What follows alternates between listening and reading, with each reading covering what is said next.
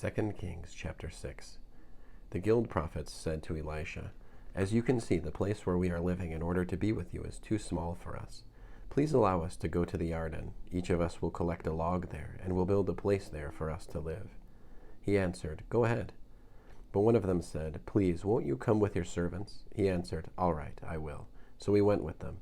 When they arrived at the Yarden, they cut down trees, but as one was felling a tree trunk, the head of his axe fell in the water. "Oh no," he cried, "my master, it was a borrowed one." The man of God asked, "Where did it fall?" He showed him the place.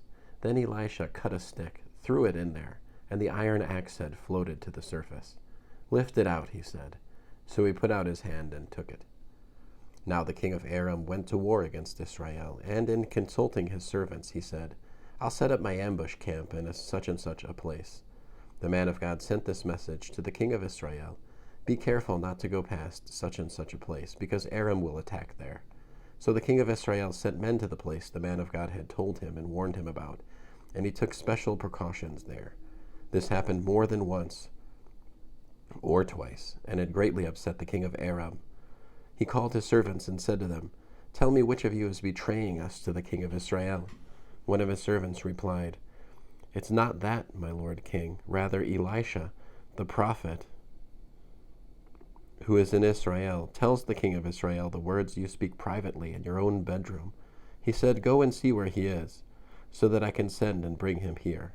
They told him, 'He is in Dothan.' So he sent horses, chariots, and a large army there. They came by night and surrounded the city. The servant of the man of God got up early in the morning. On going outside, he saw an army with horses and chariots surrounding the city. His servant said to him, 'Oh, my master, this is terrible. What are we going to do?' He answered, 'Don't be afraid. Those who are with us outnumber those who are with them.' Elisha prayed, 'Adonai, I ask you to open his eyes so that he can see.' Then Adonai opened the young man's eyes, and he saw, there before him, all around Elisha, the mountain was covered with horses and fiery chariots. When they came down to him, Elisha prayed to Adonai, 'Please strike these people blind.' And he struck them blind, as Elisha had asked. Next, Elisha told them, 'You lost your way, and this isn't even the right city. Follow me, and I'll take you to the man you're looking for.' Then he led them to Shamron. On their arrival in Shamron, Elisha said, 'Adonai, open the eyes of these men so that they can see.' Adonai opened their eyes, and they saw. There they were, in the middle of Shamron. When the king of Israel saw them, he asked Elisha, 'My father, should I attack them? Should I attack them?' He answered, 'Don't attack them. You wouldn't even attack prisoners you had captured with your own sword and bow, would you? So give them food to eat and water to drink, and let them return to their master.'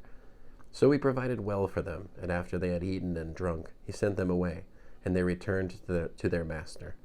After that, no more raiding parties entered the land of Israel from Aram. But some time afterwards, Ben-Hadad, king of Aram, gathered all his army, went up and laid siege to Shamron. At the time there was a severe famine in Shamron, and they maintained their siege until a donkey's head sold for 80 pieces of silver, and half a pint of dove's dung for 5 pieces of silver. As the king of Israel was passing by on the wall, a woman cried out to him, 'Help, my lord king.' He said, 'If Adonai isn't helping you, how do you expect me to help you? There isn't any grain, and there isn't any wine.' Then the king asked her, 'What's troubling you?' She answered, 'This woman said to me, "Give me your son so that we can eat him today, and we'll eat my son tomorrow." So we boiled my son and ate him. The next day I said to her, "Give me your son so that we can eat him," but she has hidden her son.' When the king heard what the woman said, he tore his clothes. At the time he was passing by on the wall, and when the people looked, they saw him there with sackcloth against his skin. Then he said, 'May God do terrible things to me and worse ones too, if the head of Elisha the son of Shaphat remains on his body by day's end.' Elisha was sitting in his house, and the leaders were sitting there with him. The king sent a messenger ahead, but before he arrived, Elisha said to the leaders, 'Do you see how this son of a murderer has sent someone to remove my head? Look, when the messenger comes, close the door and keep it shut against him. You can hear his master's footsteps following right behind him.' While he was still speaking, the messenger arrived with this message from the king: 'Here, this evil is from Adonai. Why should I wait for Adonai any longer? End of 2 Kings chapter 6.